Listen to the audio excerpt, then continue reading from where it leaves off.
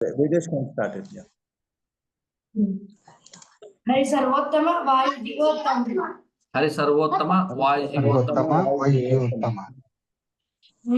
हरि सर्वोत्तम वायु जीवोत्तम हरि परतरः सत्यं जगत् तत्त्वतो श्रीमन्मध्वमते हरि परतरः सत्यं जगत् तत्त्वतो भिन्ना जीवगणा हरेरनुचरा नीचोच्चभावं गता भिन्ना जीवगणा हरेरनुचरा नीचोच्चभावङ्गता मुक्तिर्नैज सुखानुभूतिरमला भक्तिश्च तत्साधनम् मुक्तिर्नैज सुखानुभूतिरमला भक्तिश्च तत्साधनम् रक्षादित्रतयं प्रमाणाखिला आम्नायैकवेद्यो हरिः यक्षादित्रयं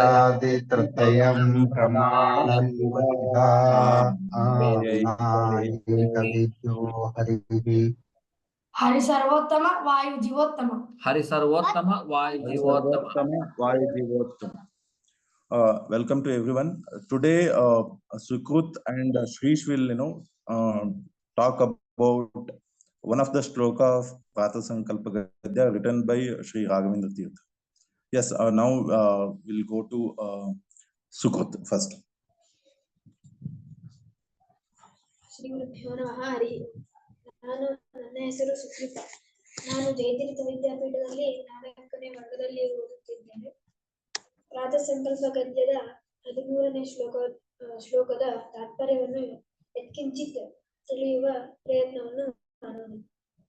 ಸರ್ವತ್ರ ಸರ್ವದಾ ಸರ್ವಾಕಾರ ಸರ್ವಾಧಾರ ಸರ್ವಾಶ್ರಯ ಸರ್ವೋತ್ಪಾದಕ ಸರ್ವಪಾಲಕ ಸರ್ವಸಂಹಾರಕ ಸರ್ವನಿಯಾಮಕ ಸರ್ವಪ್ರೇರಕ ಸರ್ವಪ್ರವರ್ತಕ ಸರ್ವನಿವರ್ತಕ ಯಥಾಯೋಗ್ಯಂ ಸರ್ವಜ್ಞಾನ ಅಜ್ಞಾನ ಬಂಧಮೋಕ್ಷಪ್ರದ ಸರ್ವಸತ್ತಾಪ್ರದ ಸರ್ವಶಬ್ದವಾಚ್ಯ ಸರ್ವಶಬ್ದ ಪ್ರವೃತ್ತಿ ನಿಮಿತ್ತ ಸರ್ವಗುಣಾತಿ ಪರಿಪೂರ್ಣತಮ ಸರ್ವದೋಷಾದಿದೂರ ಸರ್ವಾಚಿಂತ್ಯ ಸರ್ವೋತ್ತಮ ಸರ್ವೇಶ್ವರ ಸರ್ವಾತ್ಯಂತ ವಿಲಕ್ಷಣ ಸ್ವಗತ ಭೇದ ವಿವರ್ಜಿತ ತತ್ವಾದಿನ ಭಗವದ್ದರ್ಶಪೂರ್ಣ.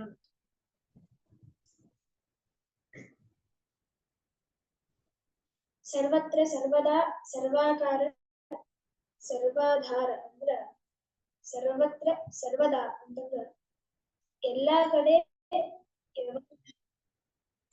ಕಡೆ ಯಾವಾಗನು ಅಂತಂದ್ರ ನಾವಿರೋಂಗ ಒಂದೇ ಕಡೆ ಅಲ್ಲ, ಈ ಮನ್ಯಾಗ ಅಷ್ಟೇ ಅಲ್ಲ, ಸರ್ವತ್ರ ಎಲ್ಲಾ ಕಡೆ ಇಡೀ ಜಗತ್ತಿನಲ್ಲಿ ಬ್ರಹ್ಮಾಂಡದಲ್ಲಿ. ಆಯ್ತಪ್ಪ, ಬ್ರಹ್ಮಾಂಡದಲ್ಲಿ ಇರ್ತಾನ, ಎಷ್ಟೊತ್ತಿರ್ತಾನ, ಈಗ 1 ನಿಮಿಷ ಇರ್ತಾನ, 1 ಸೆಕೆಂಡ್ ಇರ್ತಾನ, ಆಮೇಲೆ ಹೋಗ್ಬಿಡ್ತಾನ ಅನ್ನಿಸ್ತದ ಅಂತಂದ್ರ ಅಲ್ಲ. ಸರ್ವದಾ ಯಾವಾಗ್ಲೂ ಸರ್ವಾಕಾರ ಸರ್ವಾಧಾರ ಅಂದ್ರ ಆಧಾರ ಸ್ತಂಭ ಅಂತಂತಾರೆ. ಅಂದ್ರ ಈಗ ಏನಾದ್ರು ಪುಸ್ತಕಕ್ಕೆ ಒಂದು ಆಕಾರ, ದೇವರು ಎಲ್ಲದರಲ್ಲೂ ಇದ್ದಾನೆ, ಅದರದ್ದೇ ಆದಂತಹ ಆಕಾರದಲ್ಲಿ ಇದ್ದಾನೆ. ಅಕಸ್ಮಾತ್ ಪುಸ್ತಕದಲ್ಲಿ ದೇವರ ಆಕಾರ ಇರ್ಲಿಲ್ಲ ಅಂತಂದ್ರ ಪುಸ್ತಕ ಮತ್ತೆ ಹೆಂಗ್ ಕಾಣಿಸಿತ್ತೋ ಏನೋ ಗೊತ್ತಿಲ್ಲ. ಪುಸ್ತಕ ಹೆಂಗ್ ಕಾಣಿಸ್ಬೇಕು ಅದೇ ಆಕಾರದಲ್ಲೂ ಇದ್ದ. ಮತ್ತ ಸರ್ವೋತ್ಪಾದಕ ಸರ್ವಪಾಲಕ ಅಂತಾರೆ. ಸರ್ವೋತ್ಪಾದಕ ಸರ್ವಪಾಲಕ ಅಂತಂದ್ರೆ ಉತ್ಪಾದಕ ಅಂದ್ರೆ ಉತ್ಪಾದನೆ ಮಾಡ್ತಾನ್ರಿ. ಏನನ್ನ ಉತ್ಪಾದನೆ ಮಾಡ್ತಾನ? ಸರ್ವ ಅಂದ್ರೆ ಏನೇನು ಬೇಕಲ್ಲ, ಇಡೀ ಬ್ರಹ್ಮಾಂಡದಲ್ಲಿ ಉತ್ಪಾದನೆ ಮಾಡಿದ್ದಾರೋ ಅಂದ್ರೆ ಸೃಷ್ಟಿ ಮಾಡಿದ್ದಾರೋ ಅಂದ್ರ ಅದು ಭಗವಂತನೇ. ಆಮೇಲೆ ಬರೇ ಸೃಷ್ಟಿ ಮಾಡ್ಬಿಟ್ಬಿಟ್ಟು ಅನ್ನೋದಿಸ್ತದ, ಬರೇ ಸೃಷ್ಟಿ ಏನ್ರಿ, 2 ನಿಮಿಷದ ಕೆಲ್ಸ ದೇವರಿಗೆ, ನಮಗಲ್ಲ. ಮಾಡ್ಯಾನ ಸುಮ್ನೆ ಕೂತ್ ಬಿಟ್ಟಾನಲ್ಲ ಅಂತಂದ್ರ ಅಲ್ಲ. ಸರ್ವಪಾಲಕ, ಸರ್ವರನ್ನು ಪಾಲನೆಯನ್ನು ಮಾಡ್ತಾನೆ. ಮತ್ತೆ ಮುಂದೆ ಕೊಡ್ತಾರ ಸರ್ವ ಸಂಹಾರಕ ಅಂತ ಬರುತ್ತೆ. ಸರ್ವ ಸಂಹಾರಕನ ಮತ್ ಪಾಲನೆ ಯಾಕೆ ಮಾಡ್ಬೇಕು, ಸಂಹಾರ ಯಾಕೆ ಮಾಡ್ಬೇಕು, ಸೃಷ್ಟಿ ಯಾಕೆ ಮಾಡ್ಬೇಕು ಅಂತ ಬರ್ತೀವಿ. ಹಂಗಲ್ಲ, ಸರ್ವ ಪಾಲಕ ಅಂದ್ರ ಎಲ್ಲರನ್ನು ಪಾಲನೆ ಮಾಡ್ತಾನ, ಹೌದು. ಸರ್ವ ಸಂಹಾರಕ ಅಂತಂದ್ರ ಸಂಹಾರನೆ ಮಾಡ್ತಾನ ಯಾರನ್ನ? ಸಜ್ಜನರನ್ನ ಪಾಲನೆ ಮಾಡ್ತಾನ. ನಿಯಾಮಕನ ದುಷ್ಟ ಜನರನ್ನ ಸಂಹಾರವನ್ನ ಮಾಡ್ತಾನೆ. ಸರ್ವ ನಿಯಾಮಕ ಸರ್ವ ಪ್ರೇರಕ ಅಂದ್ರ ಎಲ್ಲರಿಗೂ ನಿಯಾಮಕನಾಗಿದ್ದಾನೆ ಯಾರು? ದೇವರು. ನಮಗಷ್ಟೇ ಅಲ್ಲ, ಎಲ್ಲ ಇಡೀ ಬ್ರಹ್ಮಾಂಡದಲ್ಲಿ ಯಾರ್ಯಾರು ಕ್ರಿಮಿ ಕೀಟಗಳವ ಅಂತಂದ್ರು ಅದನ್ನ ನಿಯಾಮಕನ ಯಾರಪ್ಪ ಅಂತಂದ್ರ ಅವನ್ ಬರ್ತಾನ ಭಗವಂತ. ಮತ್ತ ಸರ್ವ ಪ್ರೇರಕ ಸರ್ವ ಪ್ರವರ್ತಕ ಸರ್ವ ನಿವರ್ತಕ ಯಥಾಯೋಗ್ಯ ಸರ್ವ ಜ್ಞಾನ ಅಜ್ಞಾನ ಬಂಧ ಮೋಕ್ಷಪ್ರದ. ಅವನು ಈ ಅಭ್ಯಾಸವನ್ನ ಮಾಡ್ಬೇಕು, ಈ ಕೆಲಸವನ್ನ ಮಾಡ್ಬೇಕಂತ ಪ್ರೇರಣೆಯನ್ನು ಮಾಡ್ತಾನೆ ಯಾರು? ದೇವ್ರು ಮಾಡ್ತಾನೆ. ಈ ಕೆಲಸವನ್ನ ಮಾಡಬಾರ್ದು, ದುಷ್ಟ ಕೆಲಸ ಇದು, ಅದನ್ನ ಮಾಡಬಾರ್ದು ಅಂತ ನಿವರ್ತನೆ ಅಂದ್ರ ಈ ಪ್ರವರ್ತನೆ ನಿವರ್ತನೆ ಅಂತಾರೆ. ನಂಗ ಆ ಕೆಲಸ ಮಾಡ್ಬೇಕಂತ ಬುದ್ಧಿ ಬಂದದ, ಆ ಕೆಲಸ ಮಾಡ್ಬೇಕಂತ ಬುದ್ಧಿ ಬಂದಿಲ್ಲ. ಎರಡು ಕೊಡೋರು ಯಾರು? ದೇವ್ರೆ. ಮತ್ತ ಯಥಾ ಯೋಗ್ಯ ಸರ್ವ ಜ್ಞಾನ ಅಜ್ಞಾನ ಬಂಧ ಮೋಕ್ಷಪ್ರದ. ಯಥಾಯೋಗ್ಯರೇ ಇರ್ಬಿಗೆ ಶಾಸ್ತ್ರವನ್ನ ಓದುವಂತಹ ಜ್ಞಾನವನ್ನು ಕೊಟ್ಟಿಲ್ಲ. ನಮಗ ಇರ್ಬಿಯಂತಹ ಶಾಸ್ತ್ರ ಅಂದ್ರ ಶಾಸ್ತ್ರ ಓದದೇ ಇರುವಂತಹ ಏನದು ಶಾಸ್ತ್ರ ಓದದೇ ಇರುವಂತ ಬುದ್ಧಿಯನ್ನು ನಮಗ್ ಕೊಟ್ಟು, ಇರ್ಬಿಗೆ ಯಾವ ಬುದ್ಧಿ ಬೇಕು ಆ ಬುದ್ಧಿಯನ್ನೇ ಕೊಟ್ಟಾನ. ನಮಗೂ ಶಾಸ್ತ್ರದ ಬುದ್ಧಿ ಬೇಕು, ಶಾಸ್ತ್ರದ ಬುದ್ಧಿ ಕೊಟ್ಟಾನ. ಅಂದ್ರ ನಮಗ ಸ್ವಾಮಿಗಳ ತರ ದೇವರ ತರ ಜ್ಞಾನಿಗಳ ತರ ಅಂಥ ಬುದ್ಧಿ ಕೊಟ್ಟಿಲ್ಲ. ನಮ್ಗೆ ಎಷ್ಟು ಯೋಗ್ಯತೆ ಅದನ್ನ ನಮಗ ಅಷ್ಟೇ ಬುದ್ಧಿಯನ್ನ ಕೊಡ್ತಾ ಹೋಗ್ತಾ ಇರ್ತೀವಿ. ಮತ್ತ ಜ್ಞಾನ ಅಜ್ಞಾನ ಬಂಧ ಮೋಕ್ಷಪ್ರದ.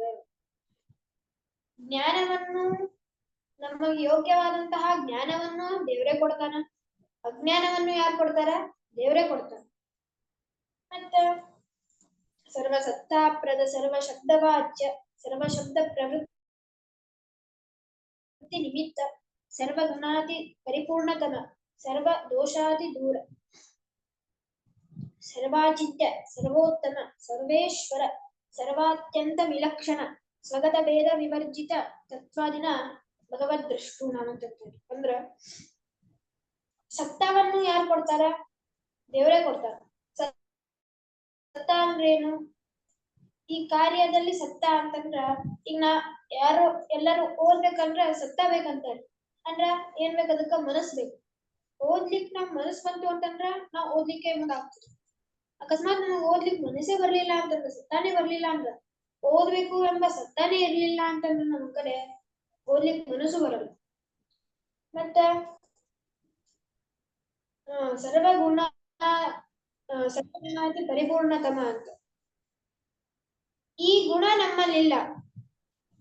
ಎಂತ ಗುಣ? ಎಂತ ಗುಣ ಅಂತಂದ್ರ ನಮಗ ಹಾರೋ ಗುಣ ಇಲ್ಲ, ಆಕಾಶದಲ್ಲಿ ಹಾರೋ ಗುಣ ಅಂತಕ್ಕೂ ಇಲ್ಲ. ದೇವರಂಗ ಷೋಡಶ ಬಾಹೂ ಇಲ್ಲ, ಎರಡೇ ಬಾಹು ಎರಡೇ ಕಾಲು, ನೆಲದ ಮೇಲೆ ಅಡ್ಡಾಡ್ತೀವಿ. ಏನಪ್ಪಾ ಅದು? ನಮ್ ಗುಣ. ಆದ್ರ ದೇವರಿಗೆ ಹಂಗಲ್ಲ. ಸರ್ವ ಗುಣಾತಿ ಪರಿಪೂರ್ಣತಮ, ಎಲ್ಲ ಗುಣಗಳಿಂದ ಪರಿಪೂರ್ಣನಾಗಿದ್ದಾನೆ ಯಾರು? ಪರಮಾತ್ಮ. ನಮ್ಮಂಗ ಈ ಗುಣ ಅದ, ಈ ಗುಣ ಇಲ್ಲ, ಆ ಗುಣ ಅದ, ಈ ಗುಣ ಇಲ್ಲ. ನಾವ್ ಹಾಡ್ಲಿಕ್ಕೆ ಆಗ್ತದ? ನಮ್ಗ ಇಲ್ಲ. ಪಕ್ಷಿಗಳಿಗೆ ನಮ್ಮಂಗ ನಡಿಲಿಕ್ಕೆ ಆಗ್ತದ? ಮೇಲೆ ಯಾವ್ದು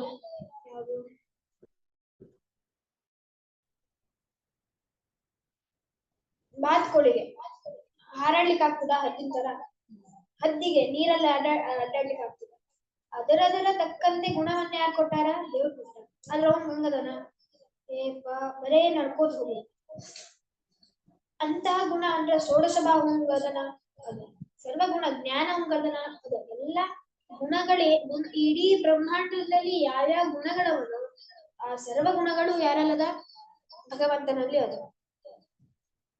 ಸರ್ವ ದೋಷಾತಿ ದೂರ. ನಮ್ ಕಡೆ ಯಾವ್ದಾವ್ದೋ ಒಂದು ದೋಷ ಇರ್ತದೆ. ಬೆಳಗ್ಗೆ 8 ಗಂಟೆಗೆ ಹೇಳೋದು ಒಂದು ದೋಷ, ರಾತ್ರಿ ನಿದ್ದಿನೇ ಮಾಡದಿರೋದು ಒಂದು ದೋಷ.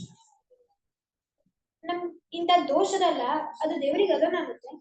ಗುಣಗಳು ದೋಷದ ಒಂದು ಗುಣ ಇದೆ.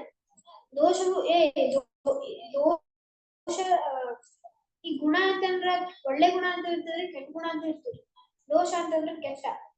ಆ ಗುಣಗಳು ದೇವರಲ್ಲವನ ಅಂತಂದ್ರೆ ಇಲ್ಲ. ಒಳ್ಳೆ ಗುಣಗಳು ಏನೇನವ ಅವೆಲ್ಲ ದೇವರಲ್ಲವ. ಅದ್ರ ಕೆಟ್ಟ ಗುಣಗಳಂತ ಏನೇನವ ಅವು ದೇವರಲ್ಲಿ ಇಲ್ಲ. ಸರ್ವಾಚಿಂತ್ಯ ಸರ್ವೋತ್ತಮ ಸರ್ವೇಶ್ವರ ಎಲ್ಲರಿಗೂ ಚಿಂತನೆಯನ್ನು ಮಾಡಿಸ್ಕೊಂತಾನ ಅಂತಂದ್ರ ಈಗ ನಾವು ಚಿಂತನೆ ಮಾಡಿಸ್ಕೊಳ್ಳೋದು ಅಂತಂದ್ರೆ ಏನು? ನಮ್ ದೇಶ ಜನರೊಳಗ ನಮ್ಗೆ ಗೊತ್ತಿರ್ತದ ಚಿಂತೆ ಆಗ್ತಿರ್ತದೆ ಹೆಂಗಿದ್ದಾರೋ. ಆದ್ರೆ ಬೇರೆಯವ್ರು ನಮ್ ಬಗ್ಗೆ ಚಿಂತೆ ಆಗ್ತದ. ನೀ ಯಾರು ನಾ ಯಾರು? ಅಲ್ಲ ದೇವ್ರ ಹಂಗಲ್ಲ. ಅಲ್ಲ, ಎಲ್ಲರೂ ದೇವ್ರ ನೆನೆಸ್ತೀವಿ.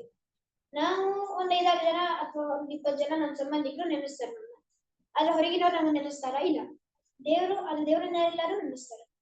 ಇಂತಹ ಭಗವಂತನನ್ನು ಯಾರು ಕಾಣ್ತಾರೆ? ನಿತ್ಯವಾಗಿ ನಿರಂತರವಾಗಿ ಯಾರು ಕಾಣ್ತಾರ ಅಂದ್ರ ಮಧ್ವಾಚಾರ್ಯರು ಕಾಣ್ತಾರೆ. ಇಂತಹ ದೇವರನ್ನ ಇದು ಬರೀ 13ನೇ ಶ್ಲೋಕದಲ್ಲಿ ಇರುವಂತಹ ತಾತ್ಪರ್ಯ. ಇನ್ನ ಎಷ್ಟೋ ಶ್ಲೋಕಗಳವ. ಆ ಶ್ಲೋಕಗಳಲ್ಲಿ ದೇವರ ಬಗ್ಗೆಯನ್ನ ವರ್ಣನೆ ಮಾಡ್ತಾರೆ. ಅಂತಹ ದೇವರನ್ನೇ ನಿತ್ಯವಾಗಿ ನೋಡ್ತಾರೆ. ಸರ್ವಗುಣ ಪರಿಪೂರ್ಣ ಇತ್ಯಾದಿ, ಸರ್ವೋತ್ತಮ ಸರ್ವೇಶ್ವರ, ಎಲ್ಲರಿಗೂ ಈಶ್ವರನಾಗಿದ್ದಾರೆ ಪರಮಾತ್ಮ. ಅಂತಹ ದೇವರನ್ನ ಎಲ್ಲರೂ ಯಾರ್ಯಾರು ಇದ್ದಾರೋ ಅವರು ಚಿಂತನೆ ಮಾಡಿದ್ರೆ ದೇವರ ಅಪ್ರೋಕ್ಷ ಜ್ಞಾನ ಅನ್ನೋದಾಗ್ತದೆ. ಆದ್ರೆ ಮಧ್ವಾಚಾರ್ಯ ಗಂಗಾ ಅವ್ರು ಚಿಂತನೆ ಮಾಡೇ ಬಿಟ್ಟಾರೆ. ಮಾಡಿದ್ದಕ್ಕ ನಿತ್ಯವಾಗಿ ನಿರಂತರವಾಗಿ ಅಂತಹ ದೇವರನ್ನ ಕಾಣ್ತಾರೆ. ಅಂತಹ ಭಾಗ್ಯ, ಆ ಭಾಗ್ಯಕ್ಕಿಂತ ನಮ್ಮ ರಾಯರು ಅವರ ಬಗ್ಗೆ ಮತ್ತು ದೇವರ ಬಗ್ಗೆ ಪ್ರಾತಃ ಸಂಕಲ್ಪ ಗದ್ಯವನ್ನು ಮಾಡ್ಯಾರ. ಪ್ರಾತಃ ಸಂಕಲ್ಪ ಗದ್ಯ ಅಂದ್ರೆ ಏನು? ಪ್ರಾತಃ ಅಂದ್ರ ಬೆಳಗ್ಗೆ, ರಾತ್ರಿ ಅನ್ನೋ ಗದ್ಯ ಅಲ್ರಿ. ಗದ್ಯ ಅಂದ್ರೆ ಶ್ಲೋಕ ತರ ಗದ್ಯ ರೂಪವಾಗಿ ಮಾಡ್ಯಾರ. ರಾತ್ರಿ ಹೇಳ್ಬೇಕ ಅಲ್ಲ, ಬೆಳಗ್ಗೆ ಇಂತಹ ದೇವರನ್ನ ಮಧ್ವಾಚಾರ್ಯರನ್ನ ಚಿಂತನೆ ಮಾಡ್ಬೇಕು ಅಂತ ಭಗವದ್ ದ್ರಷ್ಟೃಣ. ಭಗವದ್ ದ್ರಷ್ಟೃಗಳು ಯಾರು ಅಂತಂದ್ರ ಮಧ್ವಾಚಾರ್ಯರೇ. ಅಂತಹ ಮಧ್ವಾಚಾರ್ಯರ ಬಗ್ಗೆ ಮತ್ತು ದೇವರ ಬಗ್ಗೆ ಯಾರು ಬರ್ದಾರ್ರಿ? ಮಹಾನ್ ಭಾವರಾದಂತಹ ರಾಯರು ಬರ್ದಾರ ಅಂತ ಹೇಳ್ತಾ Now, Shrish can start. Shri Guru Namaha. Hari Om. My name is Shrish. I am studying in 8th class. Today we will try to understand one of the shloka from Pratha Sankalpa Gidya written by Shri Raghavendra Tirtha. Sarvatra, Sarvada, Sarvakara, Sarvadhara, Sarvashraya, Sarvotpadaka, Sarvapalaka, Sarvasamharaka, Sarvaniyamaka, Sarvapreraka, Sarvapravartaka, Sarvashabdavarcha, Sarvashabda Pravritti Nimitta, Sarvagunati Paripurnatama, Sarvadoshati-dura, Sarvachintya, Sarvottama, Sarveshwara, Sarvatantya Vilakshana, Swagata Bheda Vivarjita Tattvadina Bhagavad Drashtunam. This shloka describes about God, and it also see such God. And Shri Raghavendra Tirtha through this gadya instructs us to think such God and Guru daily in morning when we woke up. It will help us to remember such an existence of in the back of our mind. God is omnipresent. Anadinitya means always. All shapes which we can see in our life are themselves are God. For every God is foundation or base is God. He has given shelter to everyone. Whatever produced, whether lifeless or with life, is Sri Hari. The state between birth and death is maintained or sustained by Narayana himself. All kinds of destruction is done by Lord Vishnu. Every aspect is systemized by God. He is a motivator for all action. Keshava gives knowledge and ignorance to the jivas, and he is only pushes into life death cycle, and he and himself only can relieve from this cycle. So, by telling this shloka and its anuvada, I tell that Sri Krishna. Okay, it's thanks to Sukrut and Shrish for giving some sort of explanations of the one of the shloka of Partha Sankalpa Vidya. They have did very good. Their efforts are appreciated. Now we'll go to the ending prayer. Videsh, can you do it?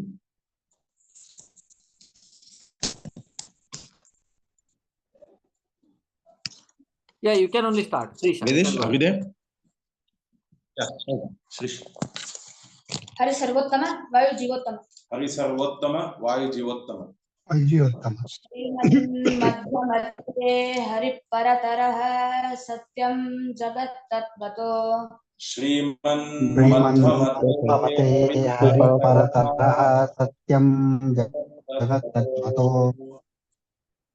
भिन्ना जीवगणा हरेरनुचरा नीचोच्च भावङ्गता जीवगणा हरेरनुचरा नीचेच्च भावङ्गता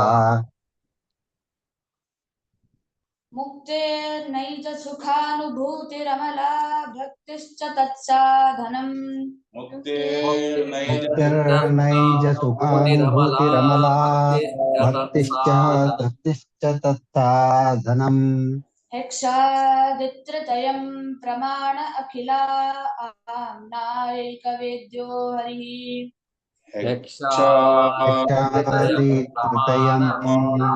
प्रमाणं एकविद्यो हरिः आम्नायैकवेद्यो हरिः हरि सर्वोत्तम वायु Jeevottam Hari Hari Sarvottama, सर्वोत्तम वायु Yes.